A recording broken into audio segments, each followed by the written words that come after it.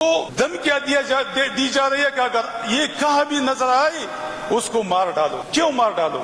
مراد سعید سب کو پتا ہے کہ اس کو آج روپوش ہے کس وجہ سے کہ اس کو ڈائریکٹ اسٹیبلشمنٹ سے دھمکیاں ملتی ہے. اگر یہ ایوان سب کو پتا ہے یہ نہیں بولتے میں بولوں گا. ان کی والد کو دھمکیاں ملتے ہیں, ان کی خاندان والوں کو دھمکیاں ملتی ہے, ان کی بھائی کو دھمکیاں ملتی ہے. اور میں آج اعلان کہتا ہوں اور جس طرح میں نے پہلی اسپیچ میں کہا تھا کہ حلفن کہتا ہوں, مراد سعید کی بھائی اور والد کو یہ اسٹیبلشمنٹ کئی دفعہ لے کی گئی ہے. اور یہ مراد سعید کا جو بھائی ہے کلیم سعید جو سیاست نہیں کرتا, سیاسی بندہ نہیں ہے, اگر اس کی جسم کو آپ دیکھ لے تو اس پر یہ لوہے کی گرم سلاخوں کی چاپ ابھی بھی پڑی ہے کہ آپ کا بھائی کہاں ہے. تو کتنا یہ شرم کی بات ہے کہ ایک نوجوان جو نوجوانوں کا رول ماڈل ہے پورے پاکستان میں ہے, سب کو پتا ہے یہ جتنی بھی اپوزیشن ہے, جتنی بھی یہ ہماری ٹریجری بینچ کے لوگ ہیں, کہ اس نے ایک سچ بات کی تھی کہ سوات کی امن کو کسی سے خطرہ نہیں ہے, ان سے خطرہ ہے. اس کی بات آج ہر بہر سچ ثابت ہو رہی ہے. اور وہ بیچارہ روپوشی پہ اس لیے مجبور ہے کہ اس کو دھمکیاں دی جا رہی ہے کہ اگر یہ کہاں بھی نظر آئی اس کو مار ڈالو. کیوں مار ڈالو؟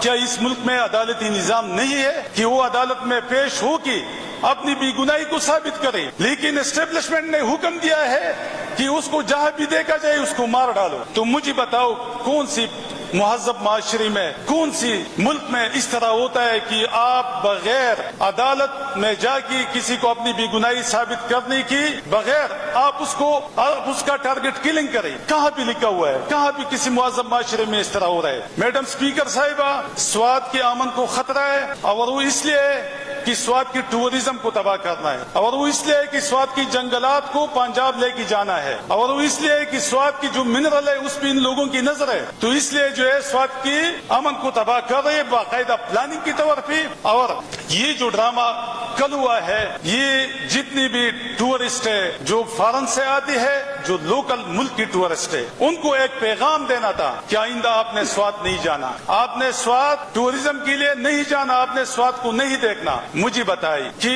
اگر سوات میں ٹورزم پروموٹ نہیں ہوتی اور ختم ہو جاتی ہے, رک جاتی ہے, تو سوات کے لوگوں کا معاشی طور پہ 90% گزارا اس ٹورزم پہ ہے. تو بیچارے کیا کریں گے؟ میڈم اسپیکر صاحبہ, یہ ایک بہت بڑا ثانیہ ہے اور اس پہ ہمیں سوچنا چاہیے کہ اگر اس طرح بم بلاسٹ ہوتے ہیں وہاں پہ, اور میں نے پہلے اس کی دلیل کے ساتھ ایک بات کہی ہے کہ صرف پولیس ڈپارٹمنٹ میں ڈی پی او کو پتا تھا, آپ جا کے وہاں کی جو جرنلسٹ ہے ان سے پوچھے کہ آپ کو پتا تھا کہ سوات میں 12 ممالک کی سفارتکار آ رہی ہے یا آئی ہے, اور خفیہ ایجنسیوں کو پتا تھا. تو میں پھر یہ سوال پوچھوں گا کہ جن لوگوں نے بم رکھوایا تھا ان لوگوں کو کیسے پتا چلا جب اتنی خفیہ معلومات تھی؟ میڈم اسپیکر صاحبہ, یہ کھلواڑ ہو رہا ہے. عبدالغنی صاحب نے کہا, اس نے جلسے کی بات کی, وہ تو سب کو پتا ہے کہ کس طرح رکاوٹ تھی یا نہیں تھی, وہ اس پہ ہمارے بھائی بات کریں گے. میں پرسوں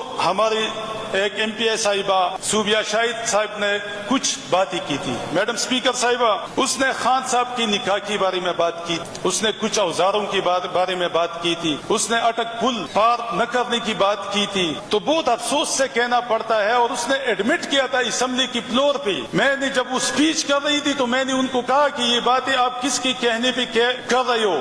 تو انہوں نے باقاعدہ نام لیا کہ میں اسٹیبلشمنٹ کے کہنے پہ یہ بات کر رہا ہوں. اس طرح تھا یا نہیں تھا؟ اور یہ ریکارڈ پہ موجود ہے, ویڈیوز آپ کے پاس محفوظ ہے, نکالے.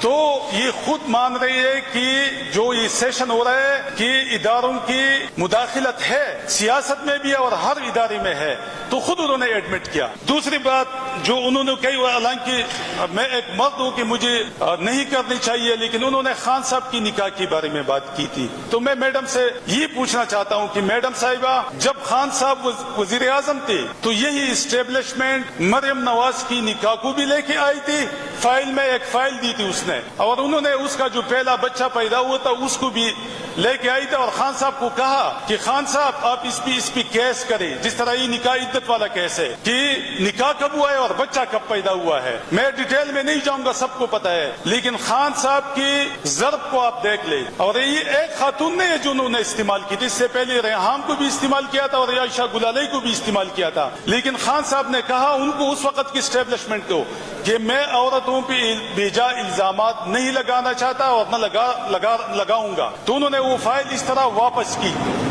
کیونکہ خان صاحب نے اس وقت کہا تھا کہ نہ مجھے میرا دین اجازت دیتا ہے, نہ مجھے میری غیرت اجازت دیتی ہے, اور نہ میری تربیت مجھے اجازت دیتا ہے کہ میں خواتین میں دوسری پرائیوں کی عورتوں کو میں اس کو ٹارگٹ کروں. تو وہ خان صاحب کا ضرب تھا. اس کے علاوہ یہ کہہ رہی ہے کہ عورتیں کہتے ہیں کہ مریم نواز کے خلاف علی امین صاحب نے یہ کیا, تو اس نے کیا کہا تھا مجھے یہ ذرا بتائی.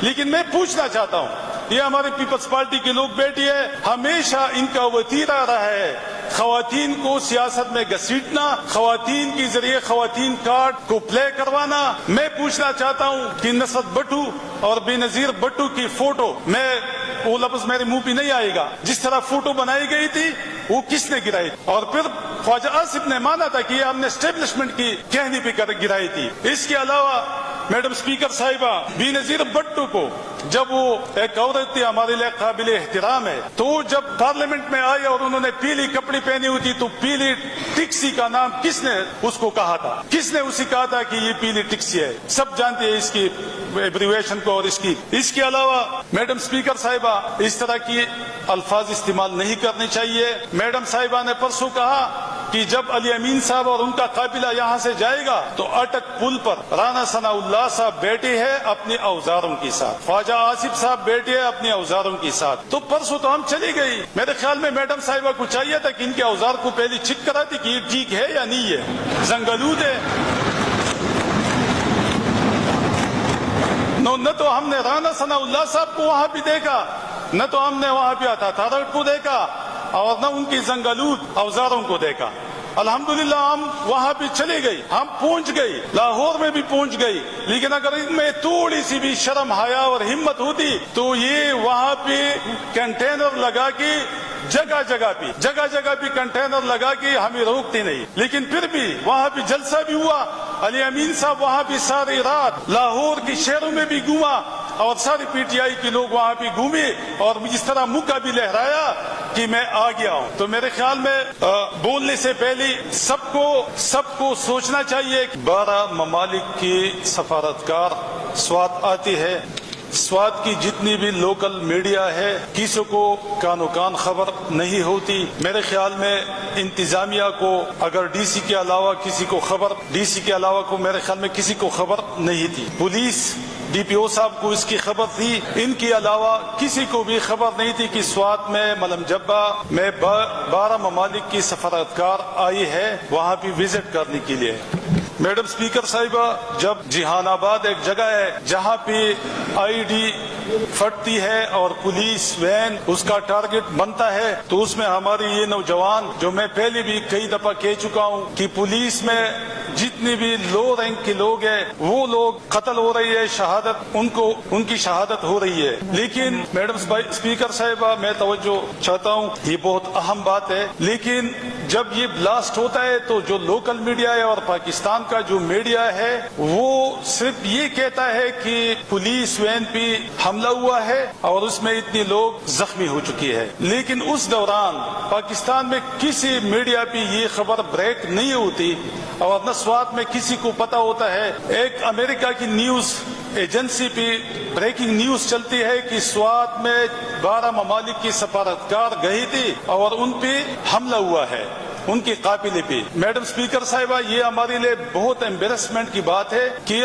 سوات میں حملہ ہوتا ہے اور 12 سفارتکار اس کے قافلے پہ ہوتا ہے, اور اس کی جو نیوز ہے وہ امریکہ ایک نیوز ایجنسی ہے اس کو وہ بریک کرتے ہیں. یعنی پاکستانی میڈیا اس کو چھپاتے ہیں, یہ ایک معمولی واقعہ نہیں ہے میڈم اسپیکر صاحبہ، کیونکہ جتنی بھی سفارتکار یہاں پہ آتی ہے یہ ہمارے مہمان ہوتی ہے، لیکن اتنی بڑی خبر کسی کو پتہ نہیں چلتا۔ پھر اس کی بات پاکستانی میڈیا جو آج کل آپ کو پتہ ہے خاموش تماشائی بنی بیٹھی ہے، وہ پھر بریکنگ نیوز پہ بریکنگ نیوز چلاتی ہے کہ اتنا بڑا ثانیہ ہوا، اور شکر ہے کہ اس میں سفارتکاروں کو کوئی جانی و مالی نقصان نہیں اٹھانا پڑا۔ لیکن یہ جو ہمارا ایک کانسٹیبل شہید ہوتا ہے، اس کی 5 چھوٹی چھوٹی بچی ہے، اور وہ بیچارہ مطلب ہے کہ آج آپ نے اس کی جنازہ پڑھائی، اور یہ میرے ساتھ 3 سال گن مین بھی رہ چکا تھا۔ اس کا کون پوچھے گا میڈم اسپیکر صاحبہ؟ اس کا کون پوچھے گا؟ یہ جو ہم بار بار کہتے ہیں، اور یہ جو اسمبلی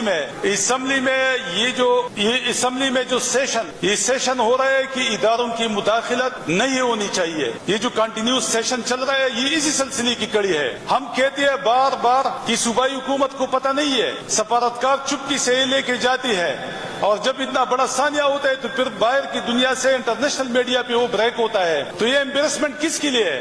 یہ اسٹیبلشمنٹ کے لیے ہے، یہ وفاقی حکومت کے لیے ہے، یہ شرم کا مقام ہے ان کے لیے کہ یہ لوگوں کو لے کے آتی ہے، پتہ نہیں ان کے پاس NOC تھا یا نہیں تھا، سیکیورٹی کلیئرنس تھی یا نہیں تھی، کیونکہ صوبائی حکومت سے NOC لینا چاہیے تھا، ان کو سیکیورٹی فراہم کرنا صوبائی حکومت کا کام تھا۔ لیکن میڈم اسپیکر صاحبہ، میں یہ پوچھنا چاہتا ہوں یہ اپنی سیکیورٹی فورسز سے اور خفیہ ایجنسیوں سے کہ جب سوات کی 24 لاکھ عوام کو ان سفارتکاروں کی آمد کا فتح نہیں ہوتا، اطلاع نہیں ہوتی، سوات کی جتنے بھی ادارے ہیں ان کو پتہ نہیں ہے، صرف پاکستان کی خفیہ ایجنسیوں کو اس کی پتہ ہے اور پولیس ڈپارٹمنٹ کو، صرف DPO کو پتہ ہے۔ تو مجھے یہ کوئی بتا سکتا ہے، یا جو سوات کے لوگ آج یہ سوال پوچھ رہی ہے کہ جن لوگوں نے بم رکھوایا تھا اور جنہوں نے بم بلاسٹ کیا، ان کو کیسے پتا چلا؟ یہ ایک کوسچن مارک ہے اسٹیبلشمنٹ بھی اور وفاقی حکومت بھی، کہ کس طرح ان کو پتا چلا کہ وہ اس ٹائم پہ آئیں گی، اور جس ٹائم پہ وہ آئے